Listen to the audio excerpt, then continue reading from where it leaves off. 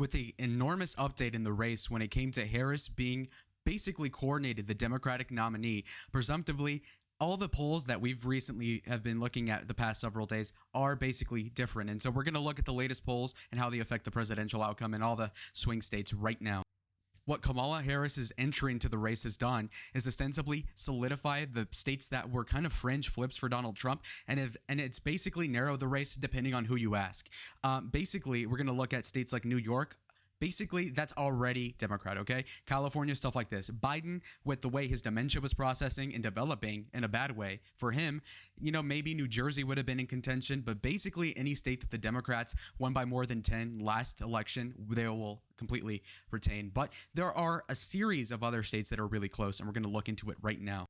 So first, let's get a national picture as to what's going on. Donald Trump is currently leading Kamala Harris in a head-to-head match. If you aggregate the dozens of polls that have been conducted the past 2 weeks, you'll have Trump up by 1.7 percentage points. Again, that is 6.3% better than what he was doing against Biden 4 years ago. So just keep that in mind. So yes, he's up by less than 2, but for a Republican to win the popular vote at all proves that he's probably going to win. Remember, Bush barely lost the popular vote in 2001. Now, in 2004, he also won by only barely winning the majority of the votes too. So keep this in mind. Republicans do great in the Electoral College. Now, so today we have our first Kamala Harris versus Donald Trump head-to-head polls in the state of Florida. We're pretty confident Trump's going to win regardless, but let's just kind of double check. As y'all can see, Florida is in no contest. As y'all can see at the far right of the edge of the screen, Trump is up by 8. Even with Kennedy on the ballot, it doesn't really change the result. Trump was over Biden too by the same company days before the dropout. And so with that being said, it seems like a Trump increase of 1% in the vote share in the state of Florida. So nothing concerning there. Trump is probably going to win anywhere from like 5 to 10 percentage point as a majority. And so there you go. Ohio is so solidly red at this point, given that Trump has won the state like by 8 percentage points in both elections despite losing the second one.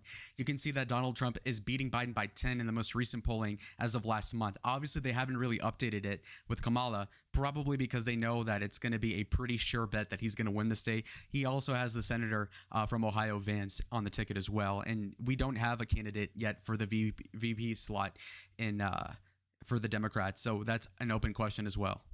Out of the state of North Carolina, that is probably a swing state that's the least swingy. What I mean is that of the several states that could be close in this election, this will be the least likely, but we're going to be thorough. As you can see, during last week, there was a poll conducted that showed ostensibly that Trump was beating Harris by 3 percentage points in North Carolina. Notice that also Trump won North Carolina by shy of 2%, and so he's doing better than he did against Biden in this case, theoretically. Now, against Biden, you can see that Trump was winning by like 4 or 5-ish percentage points, so it might get a little closer. Plus, the possible addition of Roy Cooper, the governor, as Democratic VP could theoretically help the Democrats get it closer. But for now, Trump is winning it against just Kamala herself by 3. So that's a decisive victory right there. Moving on. Colorado doesn't have any pronouncements insofar as polling is concerned, but as you can see here, Biden was leading by about 10 percentage points on average in the polls prior to the dropping out. Honestly, had he stayed the nominee, it would have been a pretty close election result, but just given how liberal it's been, the demography changing, we can see that Kamala will, even if she loses the election in the Rust Belt, will probably retain Colorado. New Mexico is a bigger ask, though. Now, New Mexico has been a fringe flip for the Republican Party.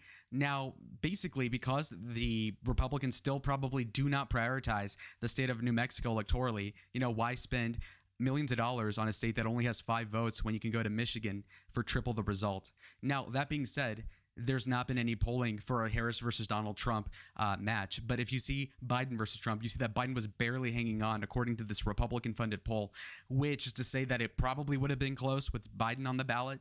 But now that Kamala is basically on the ticket, it really changes the whole thing.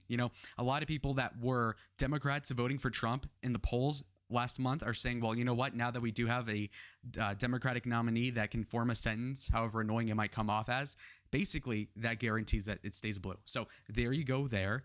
The next day we're going to talk about is going to be Virginia. We have some polling out of the state of Virginia as of the past couple weeks. You have to understand that most of this is, though, Biden funded. What I mean is that it's funding a race scenario where it's Biden versus Trump. But we're going to get you the big poll result from Emerson College that does have a head-to-head where Trump is beating Kamala by 2. He was beating Biden by 5, by the way, in this poll too, but that's an interesting result. But basically, Kamala narrows down the race, but he still wins the state of Virginia by 2, according to Emerson College, which is interesting because, again, Biden won the state by about 10. So it's a hard ask to see if Kamala would really lose. Now, if we look at this very small polling, and again, these are really low in credibility. Florida Atlantic University, they have likely voters polled at a number of about 200 to 300 people, which you would ideally have about 1,000 to 2,000 polled. So again, the more people you ask, the more equal sampling you'll get. That being said, even if you read those, it has Trump still winning by either 1 or 4. And so keep this in your head. But you can see even here that this poll is 3% different despite asking the same candidates. You know what I mean? So don't trust the small polls, but for now, this big one by Emerson shows Trump winning by 2, and so we're going to keep it that way. So that's a red Virginia, which is an incredible look for Donald Trump. If you're winning Virginia, you can basically guess how it's going to go elsewhere. But New Hampshire's next. We have some kooky results out of New Hampshire. As you can see, last week we had Trump up by 1 and even tied against Biden, but up again, like I said, barely leading ahead of Kamala. That being said, this was a poll with only 600 people being asked, whereas if you look at a bigger one, like St. Alsam College Survey Center, you'll notice that they had over 2,000 people polled. And this other one by the University of New Hampshire had almost 3,000 people polled in the past few days. That has Kamala Harris up by 6, 7, and 8 percentage. No, sorry, 6, 7, and 6 respectively. So that kind of makes sense. Biden won the state of New Hampshire by 7 percentage points, and I think that Trump doing better against the Democrats last month probably had to do with Biden's mental capacity. That being said, it seems like New Hampshire is a shoo-in for the Democrats, which is odd again because Virginia seems to be more liberal generally, but maybe things are changing. And so Trump has 240 electoral votes right now. The state of Maine doesn't really have polling either in respect to that, but Biden won it by like 9 last time, so we're going to keep it blue at large. Now over to Nebraska 2nd District. I would say Nebraska 2nd District is really tough to tell, but Biden did win it by 7, so it's likely to stay that way for now. But we do have Georgia. We're going to do Minnesota. As of a few days ago, Minnesota has Donald Trump losing to Kamala Harris by 3 percentage points.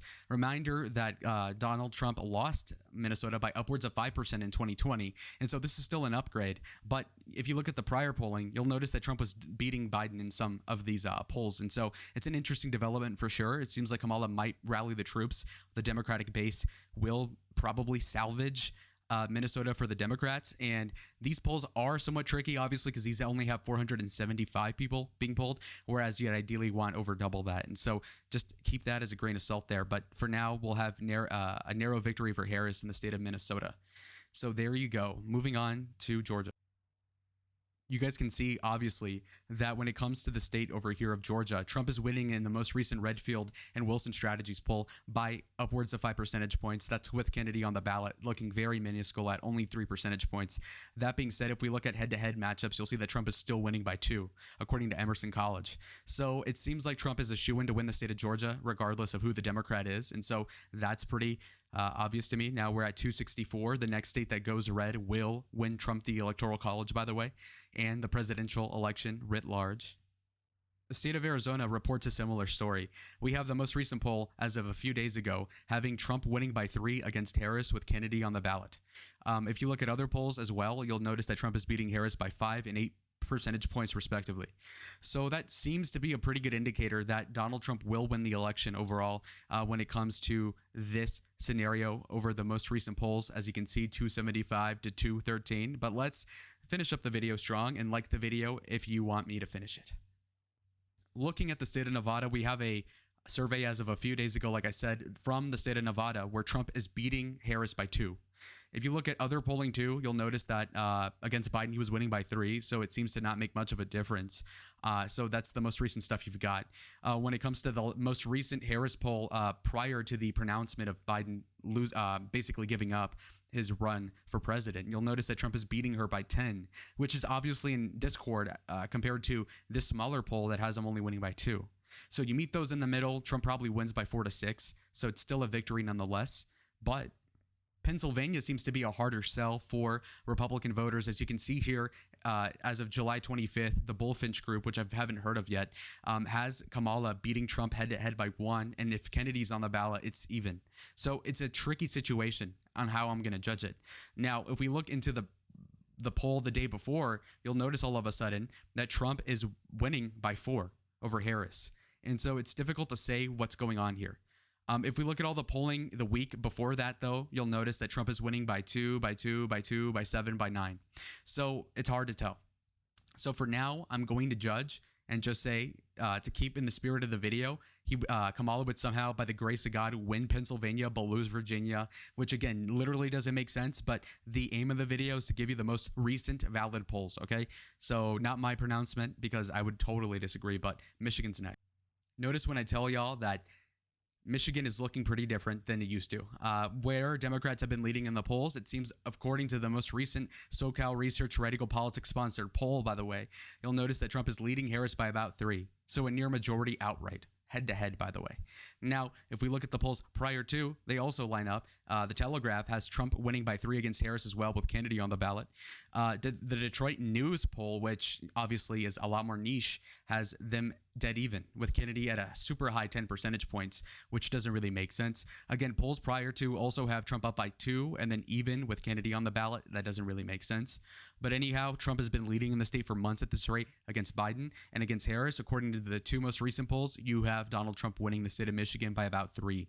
And so I can believe that as realistic. Wisconsin, on the other hand, though, Wisconsin is a state that has notoriously Democrat flavored polling. Biden was up by 17, according to some September NBC News poll. So just be careful with my pronouncement here. But as you can see, as of the last 3 polls, Harris is winning 2 out of the 3. And the most recent one by Redfield has it tied with Kennedy on the ballot. So it's a tricky thing to say. I'm going to err on the side of the Emerson College poll because obviously it's bigger than the Redfield and they're only a day apart. So I'll just toss this one to Kamala as well because she's winning Wisconsin as of right now, according to these 3 polls, which is tricky. Obviously, I don't believe this is going to happen, but there you go. That is Trump Vance at 296 electoral votes with Kamala Harris at 342. It's a very awkward scenario, but this is the 2024 presidential election, according to the latest polls. Thank you very much for watching. Like the video if you liked it. Comment down below if you want to say anything and I'll read it. See ya.